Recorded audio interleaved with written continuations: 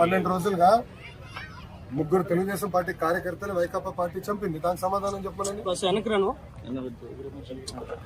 Tummapudi మంగళగిరిలోనే minority సోదరుల్ని Vaikapa నాయకుడు చంపాడు. Bat పట్టుకుని కొట్టి చంపేశాడు. వాళ్ళు మా కార్యకర్తలు చంపి ఇప్పుడు ఏం ప్రశ్న అడుగుతున్నారు.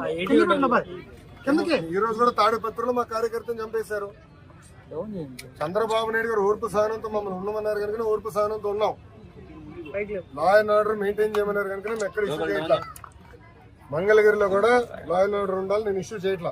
చెప్తున్నా, నేను మిమ్మల్ని అడుగుతున్నా, ఎక్కడండి వైకాపా కార్యకర్త ఎవరు దెబ్బ తగిలింది, ఎవరిని చంపాము, మేము ఒక్కడి జోలికి వెళ్ళాం. మేము వాళ్ళు ముగ్గురు మమ్మల్ని చంపి తిప్పి మా పైన ఆరోపణ చేస్తాం. కరెక్ట్ గా రుషికొండ ప్యాలెస్ బహిర్గతం అయింది ఏంటి సార్? 500 కోట్లు మొత్తం చూడండి, ఇంకా చాలా ఉందని. ఇంకా ముఖ్యమంత్రి గారు దానిపైన నివేదిక అడిగారు.